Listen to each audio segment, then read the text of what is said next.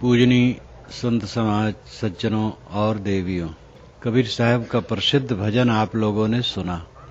आत्मज्ञान का स्वरूप इसमें प्रदर्शित है और सभी दृश्य जड़ वर्ग से उसको अलग किया गया। आत्मा को कहाँ खोजते हो? भ्रुकुटी में, भंवर गुफा में, अंधकार में, प्रकाश में कहाँ खोजते हो? खोजने वाला ही खुद है। जो भगवान को खोजता खुद भगवान है। जो ब्रह्म को खोजता है खुद ब्रह्म है। जो आत्मा को खोजता है खुद आत्मा है। दृश्य वर्ग को छांट दो। दृश्य वर्ग, दृश्य जड़ जो दिखाई देता है। एक होता है दिखने वाली चीज और एक होता है देखने वाला। एक कारण कार्य का प्रवाह है। मिट्टी पानी आग हवा कारण है।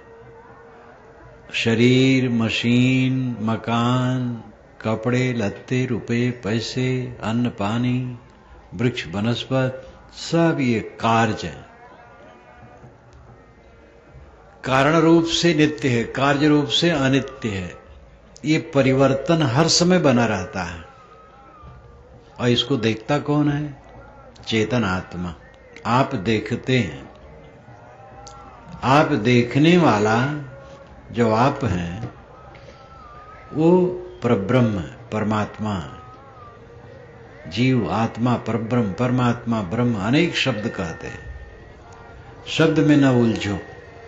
जो आप हैं देखने वाले, जानने वाले, आप ही सर्वोच्च हैं। देखने जानने वाला ना हो तो कौन निर्णय करेगा? हीरा का मूल्यांकन कौन करेगा? हीरा है, कोयला है, पत्थर है, सोना चांदी है, अन्न पानी है, फूल हैं और बहुत सारी चीजें हैं। उन सब की निरख परख, जांच भाल, कीमत कौन करेगा? जानने वाला करेगा। जानने वाले आप हैं। आप श्रेष्ठ हैं। जो दिखाई देता है वो जड़ दृश्य, जो देखने वाला है वो चेतन आत्मा है। जो दिखाई देता है उसी में चेतन आत्मा उलझ उलझ करके परेशान होता है। जो दिखाई देता है उससे उदास रहे, उसका व्यवहार करे, उससे उदास रहे, उसमें चिपके न, मोह न करे, संभल कर बैठना। जलवा मोहब्बत देखने वालों, तमाशा खुद न बन जाना तमाशा देखने वालों।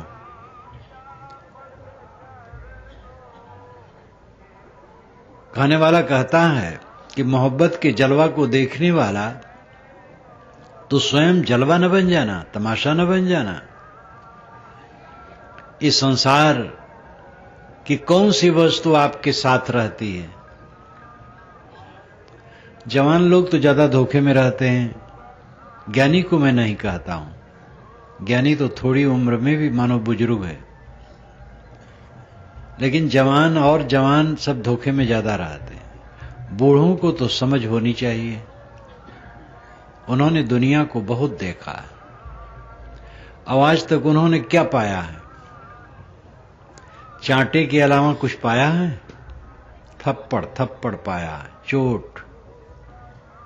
चारों तरफ से चांटे उसको लगे हैं और चांटे लगते लगते बाल पक गए। इतने चांटे लगे कि बाल उजले हो गए। अभी भी मुंह नहीं टूटता है। अभी भी लगता कुछ मिलेगा। क्या मिलेगा? बाकी जियोगे उसमें भी चांटे मिलेंगे और कुछ नहीं मिलेंगे। अचानक प्रिय का वियोग हो जाएगा। अचानक अपना ही प्रेमी अपने को कटु कहेगा, विरोधी होकर खड़ा हो जाएगा या उदास हो जाएगा। अपना अत्यंत प्रियतम शरीर जो माना गया है रोग से ग्रसित होकर के खाट पर पड़ जाएगा और करवट नहीं बदल जाएगा। इतनी भयंकर पीड़ा होगी, सह नहीं जाएगा। जो बड़ा प्रियतम है वो इस प्रकार तकलीफ देगा। अपनी चीजें अपने को जलाएंगी, कोहराम मच जाएगा। महाराज राम का जब वनवास हुआ, घोषित हुआ वनवास, तब जो अयोध्या में कोहराम मचा, सुबह नौवन नगाड़ा बजना था और पूरी अयोध्या में गहमा गहमी होनी थी। सुबह होते ही चारों तरफ कोहराम मच गया। सुबह होते ही राम दशरथ के पास आए। शाम को तो बताया गया था राजगद्दी दी जाएगी, युवराज बनाया जाएगा। रात में जो घटना घटी, कैकेयी कोप आप जानते हैं। सुबह होते ही कैकेयी ने राम को संदेश दिया कि आ जाओ। राम को शंका हो गई कि मामला गड़बड़ है, इतनी जल्दी क्यों बुलाया जा रहा है। पहुंचे, नमस्कार किए। दशरथ ने राम कहा, बस एक वचन का राम, फिर बोल नहीं पाए। उन्होंने दशरथ का प्रणाम किया, कैकेयी का भी प्रणाम किया। कैकेयी ने कहा, पिताजी क्यों नहीं बोल रहे, हमसे क्या अपराध हो गया। कैकेयी ने कहा, तुमसे कोई अपराध नहीं हुआ, वे तुम्हारे अप्रिय वचन कहना नहीं चाहते, तुम्हारे लिए अप्रिय वचन नहीं कहना चाहते। इन्होंने एक बार मुझे 2 वर दिए थे, मैंने उससे मांगा है। एक वर में यह है कि तुम्हारा 14 वर्ष के लिए वनवास हो, दंडकारण्य जाओ। दूसरे में भरत का राज्य हो, ये मैंने मांगा है। ये बात ये कहना नहीं चाहते हैं। राम ने कहा, माता पिता तो दूर, आपके कहने से मैं वन चला जाऊंगा, अभी चला जाऊंगा। कैकेयी ने पहले कहा, देखो राम, तुम बात को उड़ा न दो तो मैं कहूं, चुनौती करके कही थी, बात को उड़ा न दो तो मैं कहूं। उन्होंने कहा कि आपके कहने से मैं आग में कूद सकता हूं, पानी में डूब सकता हूं, आप क्यों ऐसा कहती हैं। कहा, मैं कहा बिल्कुल तैयार हूं। गए, कौशल्या से, लक्ष्मण से, सीता से, सबसे बातचीत की। वो कथा कहने की जरूरत नहीं, सब व्याकुल हुए। लौट के आए, आज ही चलूंगा। पहुंचे तब दशरथ ने कहा, आज रुक जाओ। श्री राम ने कहा, आज रुक जाऊं तो कल हमें सुख कौन देगा, आज ही जाना है। वो एक दिन नहीं रुके। उनके मन में था कैकेयी को भय होगा, लेकिन रुक तो नहीं जाएंगे। चारों तरफ कोहराम मच गया। ये संसार है जहां पर हर्ष उल्लास होना था, वो कोहराम में डूब गया। और एक दिन के लिए नहीं डूबा, 14 वर्ष के लिए डूब गया। सब रोते ही रहे। भरत आए, रोए। दशरथ पहले मर गए, सब रोए। अंत में कैकेयी भी, उसका भी धुंध कटा। कैकेयी समझती थी भरत आएंगे, उनका राज्य होगा, बड़ा आनंद होगा। और भरत ने जो कैकेयी को फटकारा, वो हद हो गई। सब दुख दुख दुख। ये विशेष घटनाएं हैं।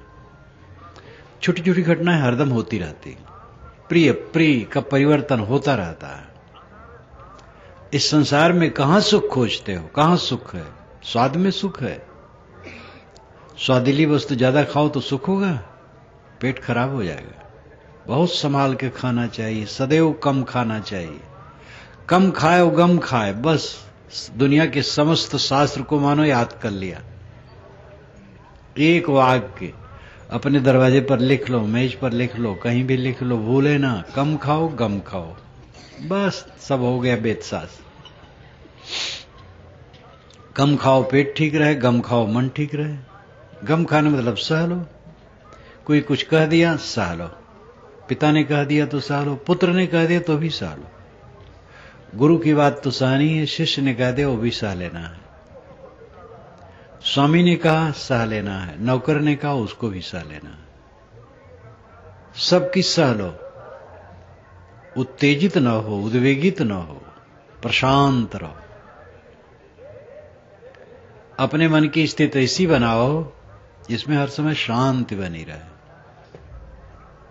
लोग थोड़े में उत्तेजित हो जाते हैं, इतने उत्तेजित होते हैं कि वो बात नहीं कर पाते, एकदम गरम गरम। समझते हैं हम बहुत मिजाजदार आदमी हैं, बहुत ज्ञानी अपने को मानते हैं, और ज्ञान की पोल पट्टी वहीं खुल जाती है। जब आदमी उत्तेजित है तो उस समय तो ज्ञान जरा धुंधला हो जाता है।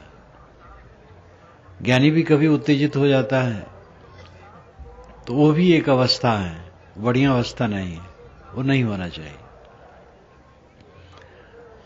उत्तेजना की पूर्ण समाप्ति मोक्ष है।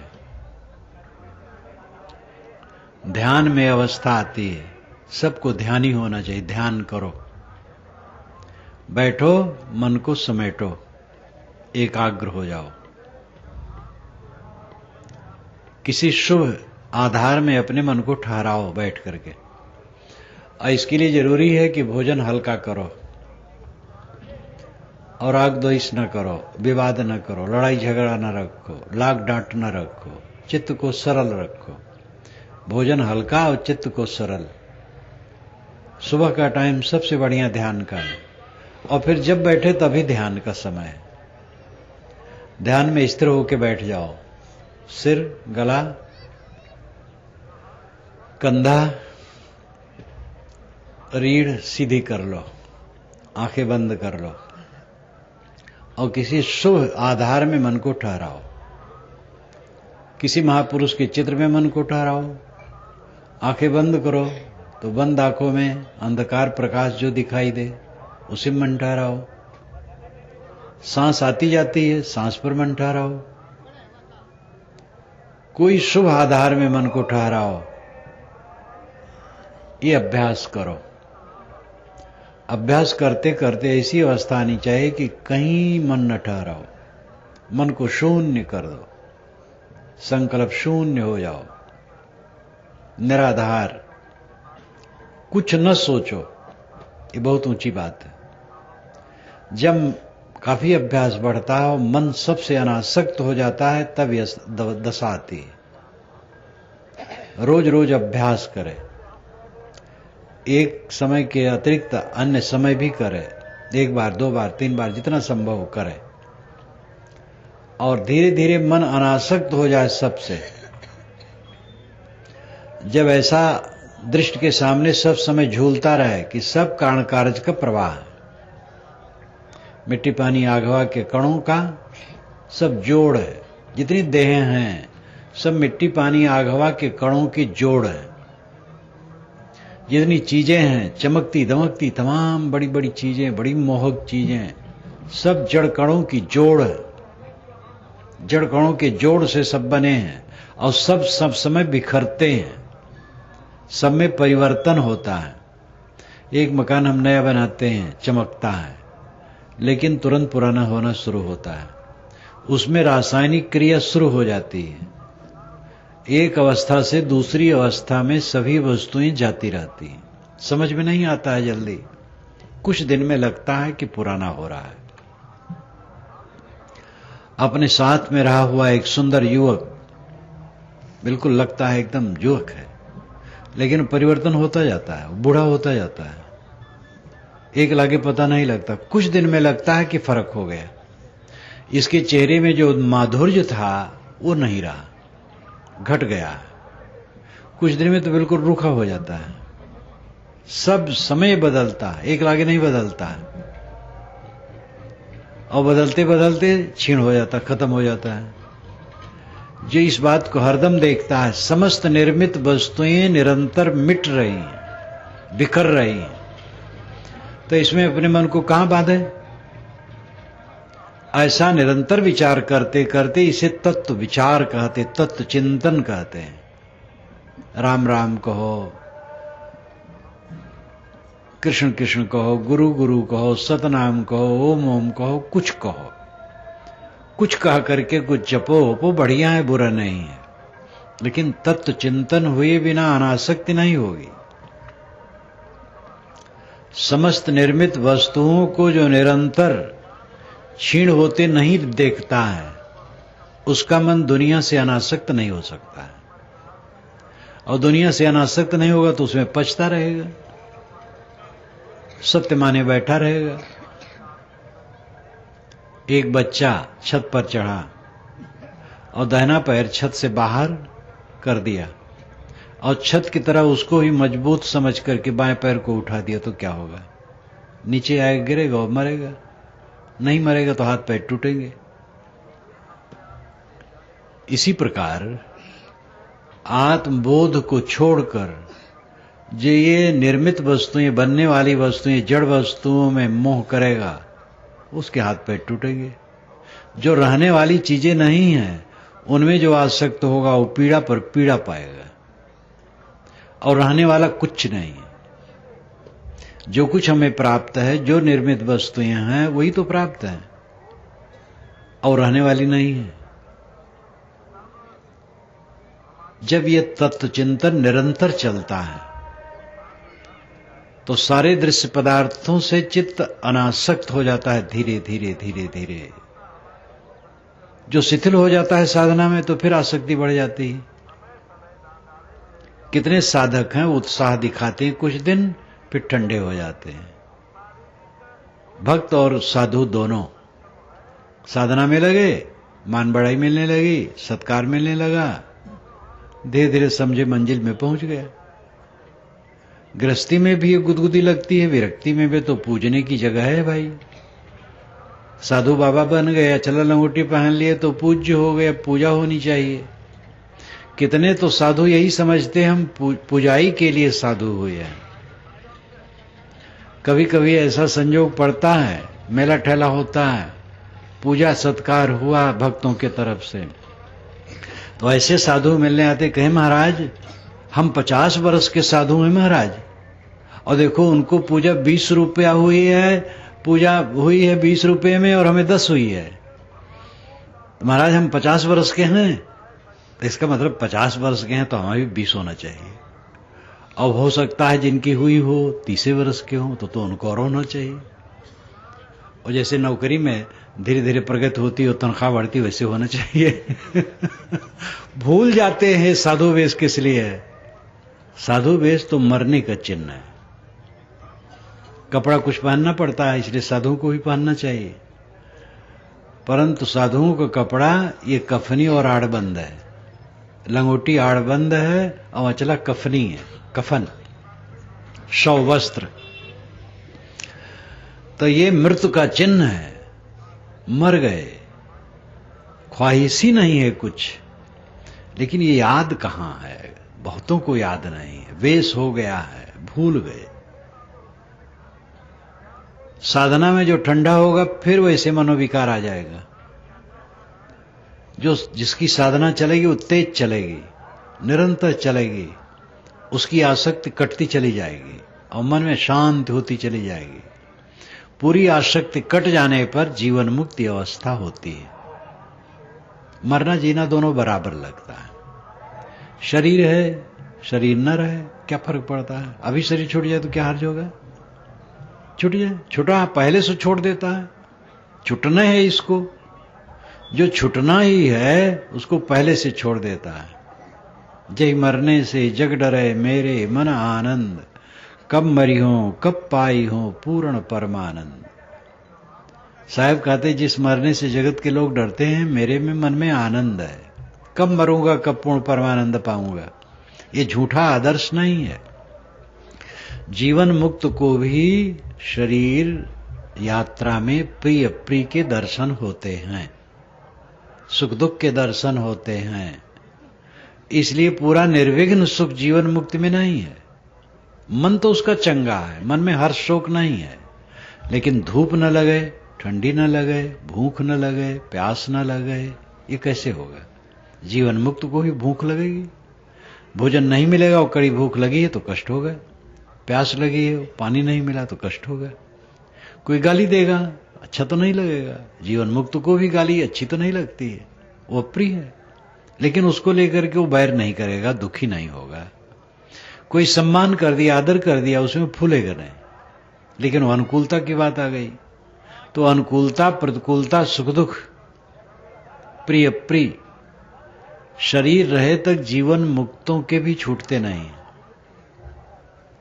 और जब जीवन मुक्त विदेह मुक्त हो गया, शरीर छूट गया, सब क्लेश खत्म हो गया।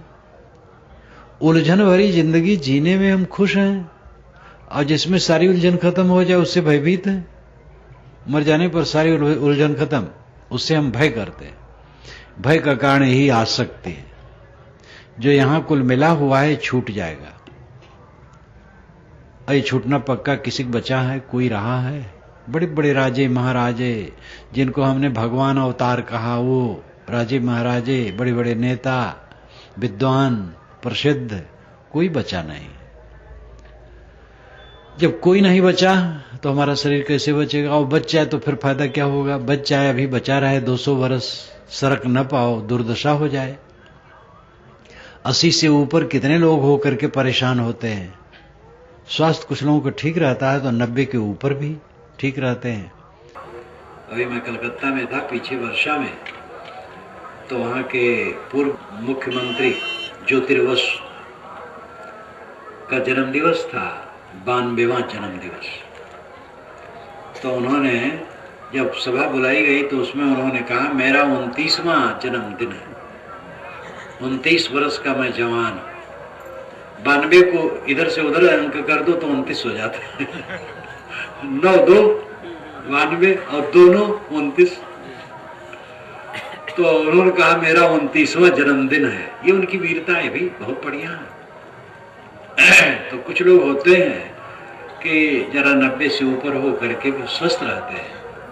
अधिकतम लोग तो परेशान होते हैं, शरीर गलने लगे, गले खूब। मान लो आप 200 वर्ष के हो गए, सरक नहीं पाते, उठ बैठ नहीं पाते, फायदा क्या? 200 वर्ष तो कोई नहीं होता है। 100 वर्ष के अंदर लोग मरते हैं, कुछ लोग 100 वर्ष से ऊपर जाते हैं। तो शरीर के रहने से कोई फायदा नहीं। शरीर से काम कर लिया, बस पतरी दी गई, उसमें भोजन कर लिया। अब भोजन जब कर लिया तो पतरी बांधने की क्या जरूरत है? लपेट के घूर में फेंको। ये शरीर पतरी है, इस पर आध्यात्मिक भोजन कर ले, जीवन मुक्ति का लाभ ले ले, बस इसको लपेट करके घूर में डाल देना और कुछ नहीं, अपने आप डल जाएगा। लेकिन ये दृष्टि रहे तब तो निर्भय हो। ये दृष्टि ही नहीं है।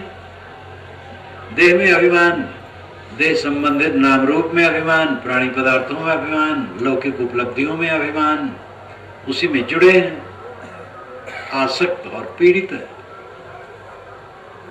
ना प्रमादाद अनर्थो वन्यो ज्ञानिना सुस्वरूपता ततो मोहस ततो अहमधि ततो बंधस ततो व्यथा। स्वामी शंकराचार्य विवेक चूड़ामणि में कहते हैं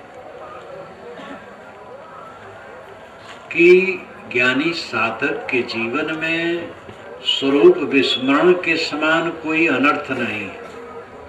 जो साधक है, ज्ञानी है, अगर वो स्वरूप विस्मरण करता, अपने आत्मा का ख्याल भूल जाता तो ये अनर्थ करता है। सब समय आत्मज्ञान में रहो, उठत बैठत कबो न छूटे ऐसी तारी लागी। ये आपकी भाषा हिंदी में है, साहब ने कहा, एक कबीर साहब पंक्ति, उठत बैठत कबहु न छूटे ऐसी तारी लागी। तारी नाम ध्यान। ऐसा ध्यान लगा कि उठते बैठते कभी छूटता नहीं। ये आनंद कंद जीवन। ना प्रमादादन अर्थो वन्यो ज्ञानिना सुस्वरूपता।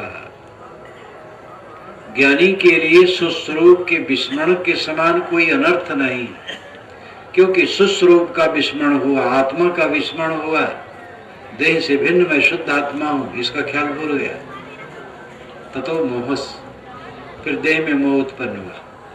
ततो बंधस, ततो अहमधि, मोह उत्पन्न हुआ, बस अहंकार बुद्धि उत्पन्न हुई देहादि में। ततो बंधस, फिर बंधन उत्पन्न हुआ। ततो व्यथा, फिर पीड़ा उत्पन्न हुई। आत्मा को भूले, देह में मोह किए, फिर अहंकार उत्पन्न हुआ, फिर बंधन हुआ और पीड़ा हुई। ये सब मेरा है, जैसे माने तैसे पीड़ा शुरू हुई। कुछ मेरा नहीं। मेरा आत्मा शुद्ध निर्मल है, अकेला, असंग। ये इतनी बड़ी भीड़ है, ये भीड़ बाहर से है, आप में भीड़ थोड़े है। आप तो अकेला हो, भीड़ में भी आप अकेले हो। अपना अपना सुख दुख सबको भोगना है। जीव के साथ कुछ नहीं। आजकल में देह छूट जाएगी, सब कुछ पता नहीं लगेगा कहाँ गया अपना माना हुआ।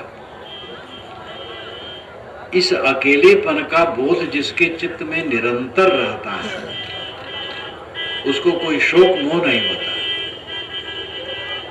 सब कुछ नश्वर है, सब कुछ बिगड़ने वाला है, विनशने वाला है, मिला हुआ छूटने वाला है। इस प्रकार जो निरंतर सोचता है उसकी आसक्ति खत्म हो जाती है, और ऐसा विचार करना छोड़ देगा तो फिर आसक्ति बन जाएगी। इसलिए साधना में निरंतरता होनी चाहिए, एक रस दृढ़ अभ्यास। ढील न बनो, सेवा भक्ति सत्संग साधना में ढील न हो, दृढ़ता से करो, वीर बन करके करो, तब ये दशा आएगी। जो सत्संग छोड़ देगा, सदग्रंथों का अध्ययन छोड़ देगा, चिंतन मनन छोड़ देगा, सेवा भक्ति छोड़ देगा, एकांत बैठना, अकेले में ध्यान करना, ये सब छोड़ देगा, मन में फिर सब विकार भर जाएंगे। इसलिए निरंतर चिंतन मनन करो।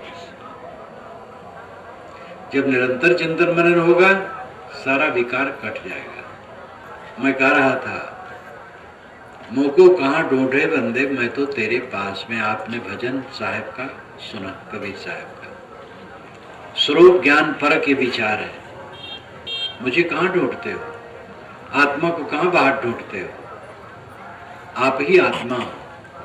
अगर आप कहो परमात्मा को ढूंढते हैं तो परमात्मा भी आप ही हो। आत्मा से अलग परमात्मा नहीं है, आत्मा ही परमात्मा। प्रेत आत्मा, दुष्ट आत्मा, शुद्ध आत्मा, महात्मा, परमात्मा, सबके मूल में आत्मा है। प्रेत आत्मा का अर्थ होता है गया हुआ आत्मा। प्रेत नाम जो गया, चला गया, वो प्रेत। प्रेत कर्म इसीलिए कहते हैं प्रेत आत्मा, गया हुआ आत्मा। दुष्ट आत्मा, खराब स्वभाव का मनुष्य। शुद्ध आत्मा, पवित्र स्वभाव का आत्मा।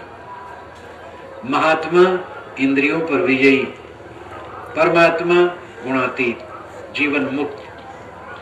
तो आत्मा ही के लिए सारे विशेषण है। प्रेत, दुष्ट, शुद्ध, महान, परम, ये सब आत्मा में लग करके प्रेत आत्मा, दुष्ट आत्मा, शुद्ध आत्मा, महात्मा, परमात्मा शब्द बनते हैं।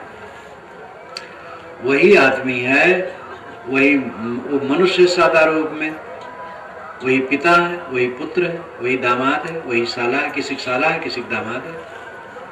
नाम परिवर्तन होता रहता है। तैसे आत्मा के विषय में भी देहोपाधि के संग से नाम बदल जाता है।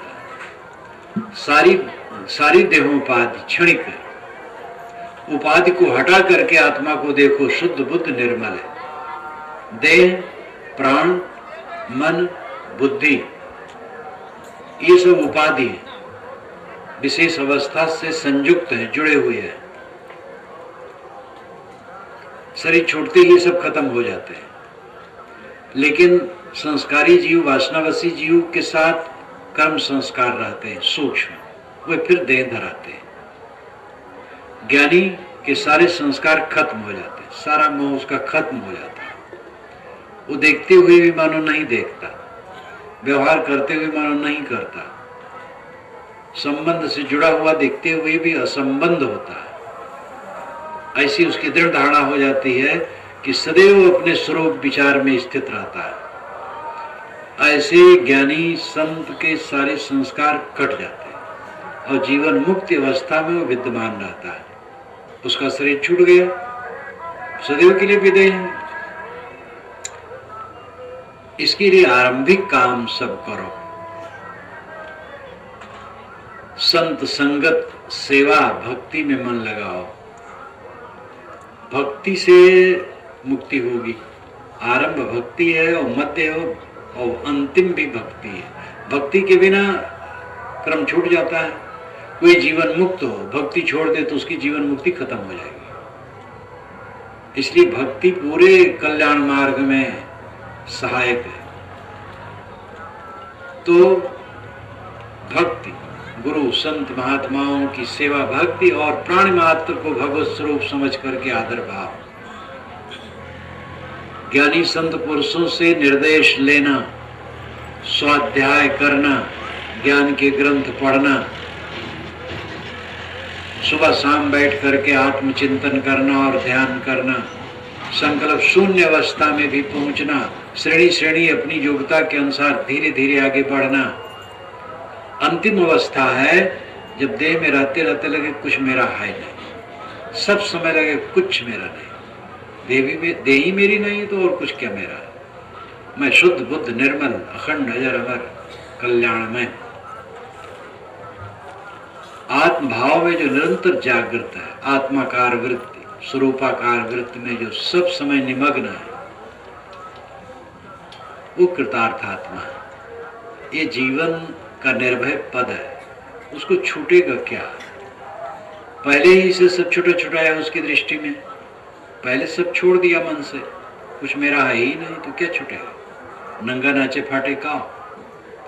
अवध क्षेत्र में कहावत कहते हैं कि नंगा आदमी नाचेगा तो क्या फटेगा, कपड़े नहीं पहने हैं। एक कहानी याद आई, एक आदमी चिंता से बहुत पीड़ित था, तो लोगों से पूछे कि चिंता हमें बहुत होती है, हम कैसे इससे मुक्त हो? तो एक महात्मा ने कहा कि जिसको चिंता न होती हो उसका कुर्ता पहन लो तो तुम चिंता से रहित हो जाओगे। तो लोगों के पास जाए कि भी अपना कुर्ता दे दो, कहे दे सकता हूँ। कि आपको चिंता होती कि नहीं? कहे चिंता तो होती है। तो कहे तब नहीं, उसका कुर्ता मैं चाहता हूँ जिसको चिंता ना होती। तो पूछते पूछते बहुत जगह पूछा, सब कहने में चिंता होती है। तो एक महात्मा बैठे थे कि महाराज आपको चिंता होती है कि नहीं? कि हमें तो कोई चिंता नहीं है। तो कि महाराज आप अपना कुर्ता दे दीजिए। तो कि मेरे कुर्ता है ही नहीं।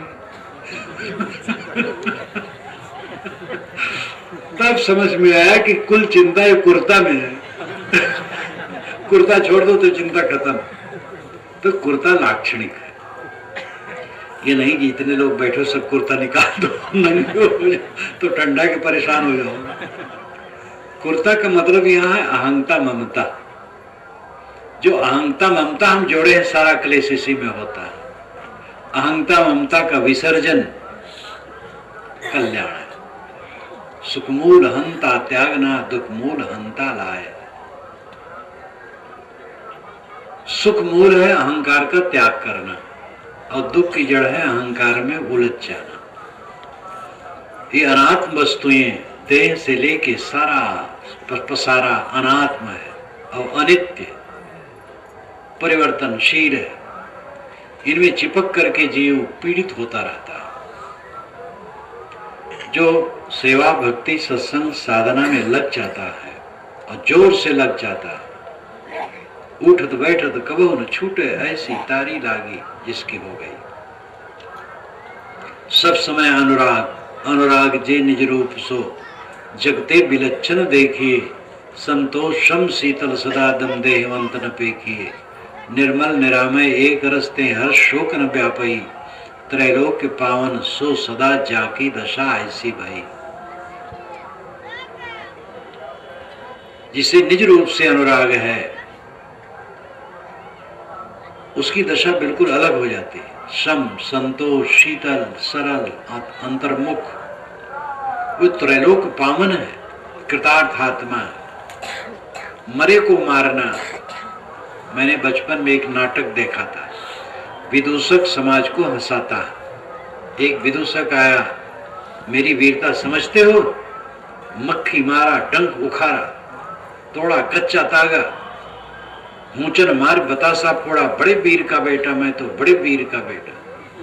मैंने मक्खी को मार डाला और उसके डंक उखाड़ डाले और कच्चा तागा तोड़ दिया और होंचों से मार मार करके बतासा फोड़ दिया। मैं बड़े वीर का बेटा हूं। दूसरा विदूषक कह रहे तुम क्या हो? मैंने सैकड़ों मरे आदमियों के पैर काट डाले। ये हंसाने के लिए विदूषक कहता है। ज्ञान की दृष्टि से देखे तो जिसको हम त्यागते हैं, क्या त्यागते हैं? मरी हुई चीजों को त्यागते हैं, छुटी हुई चीजों को त्यागते हैं, जो अपनी नहीं उसी को त्यागते, उड़ा सत्वा विषय नमः। सरजू किनारे एक सज्जन स्नान किए और सतुआ थाली में रख के कि घोर के खाएं, बस बौंडर आया उड़ गया, तो उनका उड़ा सतुआ विषय नमः। जो सतुआ उड़ गया विष्णु भगवान को मैं समर्पित करता।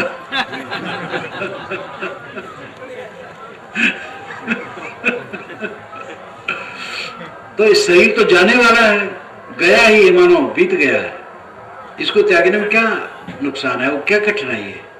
ये टट्टी पेशाब की टोकरी, चाम का थैला, हड्डी की झोपड़ी, मिट्टी का पिंड, नष्ट रूप ही है। निरंतर विवेक जिसका जागता रहता है, इस दृष्टि से शरीर को देखता है।